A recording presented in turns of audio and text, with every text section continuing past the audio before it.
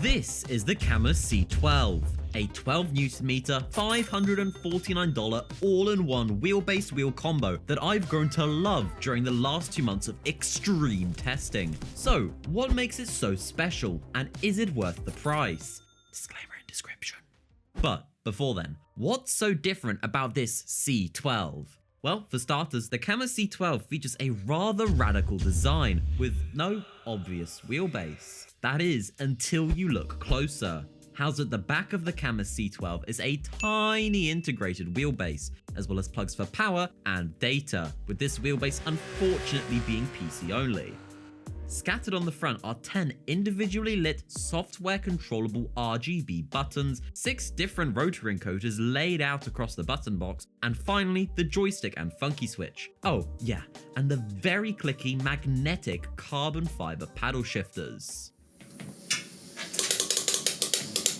So, this wheel is definitely not strapped for choice, especially thanks to the fact that you're also able to swap out the standard 300mm all-round wheel rim for pretty much any wheel rim out on the market. That is, if you find one with a 70mm mounting pattern and one that has a cutout in the center, as Cammus in their infinite wisdom decided to make the C12 so that there's a protruding screw out front.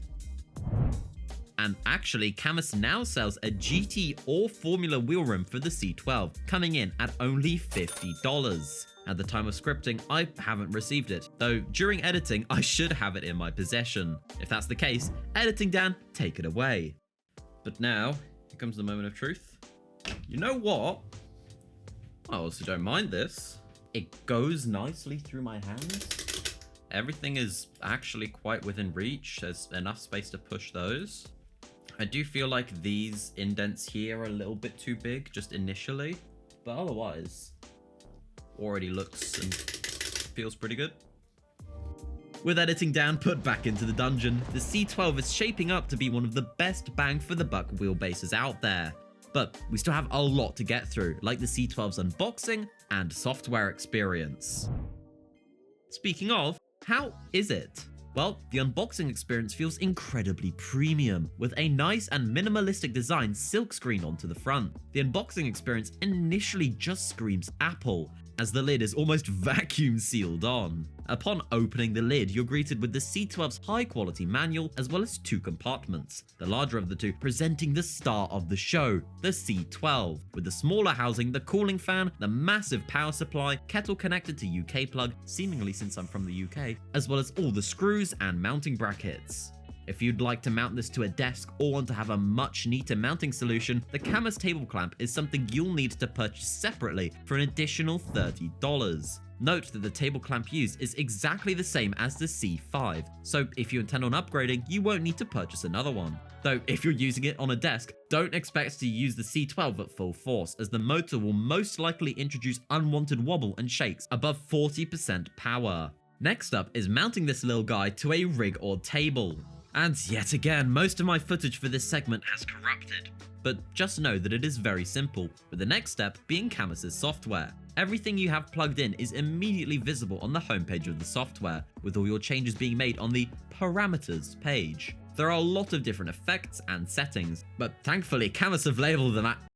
What is this? Okay, Cammus's software department could use some help in dumbing it down a little bit for people like me, but regardless, the stock settings are perfectly usable. As well as the RGB rev lights on the top, Cammus also allows you to change the colors on each individual button. Unfortunately, you cannot map the button's lights to flash or display colors based on game telemetry like other wheels, though you do have these 2 side lights that can display colors based on aforementioned sim telemetry. So they can activate when you engage stuff like the traction control, ABS, pit limiter, and more. So overall, I'm incredibly pleased with Cammus's commitment to good packaging and good software. But I think you'll be even more pleased with your subscription to SimPulse. It's completely free, helps me out a bunch with the algorithm, and pushes me to create more reviews and content on SimPulse. Thank you. So, how does the Cammus C12 actually feel out on circuit?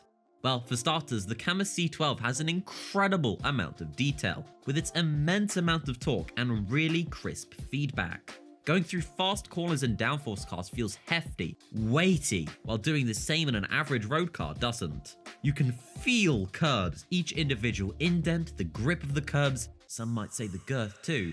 Honestly, it feels almost identical to real life in terms of how the force feedback loads throughout the corner. Going through puddles in iRacing or snow in Richard Burns Rally or EAWRC is so much fun. I honestly cannot fault the raw force feedback at all. As well as this, in some simulators like Assetto Corsa and Assetto Corsa Competizione, there's an almost true force-esque vibration coming out of the wheelbase, which, at least for me, travelled all throughout my rig and made some pretty noticeable noise. Here, take a listen.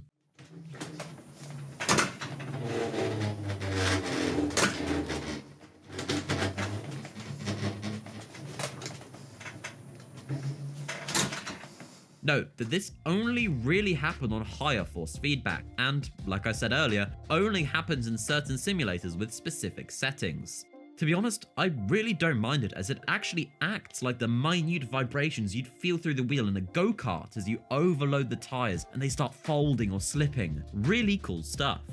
Aside from the C12's brilliant force feedback, I do also have a few smaller things I'd like to mention now. With the first one being that the stock 300mm leather wheel rim kept my hands nice and cool during extended race sessions, with my only real gripe being the fact that the stitches where your thumbs rest can easily scratch up and chew your thumbs while wrestling rally cars. Though, with the injection molded rubber on the GTR wheel rim, this won't be an issue.